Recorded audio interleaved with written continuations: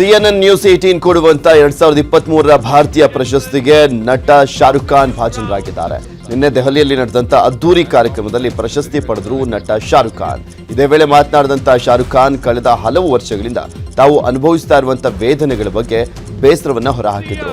ವಿರೋಧಗಳ ನಡುವೆಯೂ ಕೂಡ ತಮ್ಮ ಸಿನಿಮಾಗಳು ಸಕ್ಸಸ್ ಕಾಣ್ತಾ ಇದೆ ಅಂತ ಸಂತಸ ಪಟ್ಟರು. ವೇದಿಕೆ ಮೇಲೆ ಶಾರುಖ್ ಡ್ಯಾನ್ಸ್ ಮಾಡಿ ಎಲ್ಲರನ್ನೂ ಕೂಡ ರಂಜಿಸಿದ್ರು. ಇನ್ನು ಹಲವು ವಿಭಾಗಗಳಲ್ಲಿ ಗಣ್ಯರಿಗೆ ಪ್ರಶಸ್ತಿಯನ್ನ ನೀಡಿ ಗೌರವಿಸಲಾಯಿತು. जो है अनसुनी वो बात क्या है बता सजदा दिन रहन करूं नहीं चैन करूं मिटवा ये खुद से तो ना तू छुपा. ಶುಭೋದಯ ಸೂಪರ್ ಫಾಸ್ಟ್ ನ್ಯೂಸ್ಗೆ ಮತ್ತೊಮ್ಮೆ ಸ್ವಾಗತ. ಒಂದೊಂದೇ ಸುದ್ದಿಗಳನ್ನು ನೋಡ್ತಾ ಹೋಗೋಣ. ಇದರಿಂದ ಭಾರತ ಹಾಗೂ ಅಫ್ಘಾನಿಸ್ತಾನ ಮಧ್ಯೆ T20 ಪಂದ್ಯ ಶುರುವಾಗಲಿದೆ. ಮೊಹಾಲಿಯ PCA ಸ್ಟೇಡಿಯಂನಲ್ಲಿ ಆತಿಥೇಯ ಭಾರತ ತಂಡವು 3 ಪಂದ್ಯಗಳ ಸರಣಿಯ ಮೊದಲ T20 ಪಂದ್ಯದಲ್ಲಿ ಅಫ್ಘಾನಿಸ್ತಾನ ತಂಡವನ್ನು ಎದುರಿಸಲಿಕ್ಕೆ ಸಜ್ಜಾಗಿದೆ.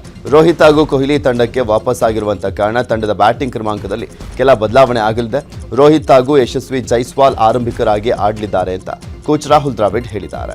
ದಿಬಾಸ್ ದರ್ಶನ್ ಕಾರ್ ಕ್ರೇಜ್ ಬಗ್ಗೆ ಹೇಳುವ ಹಾಗೆ ಇಲ್ಲ. ಡ್ರೈವರ್ ಇದ್ರೂ ಕೂಡ ಎಷ್ಟೋ ಬಾರಿ ಸ್ವತಃ ತಾವೇ ಡ್ರೈವ್ ಮಾಡ್ತಾರೆ. ಇದೀಗ ದುಬೈನಲ್ಲಿರುವಂತಹ ದರ್ಶನ್ ಅಲ್ಲಿ ಸ್ನೇಹಿತರ ಜೊತೆ ಲಾಂಗ್ ಡ್ರೈವ್ ಹೋಗಿ ಖುಷಿ ಪಟ್ಟಿದ್ರು. ಈಗ ಆಲ್ರೆಡಿ ಹೋಗಿ ಬಂದಿದ್ದಾರೆ. ಅಲ್ಲಿ ಹೋದಂಥ ಸಂದರ್ಭದಲ್ಲಿ ಇದ್ದಂಥ ಒಂದು ವಿಡಿಯೋ ಈಗ ನ್ಯೂಸ್ 18ಗೆ ಸಿಕ್ಕಿದೆ.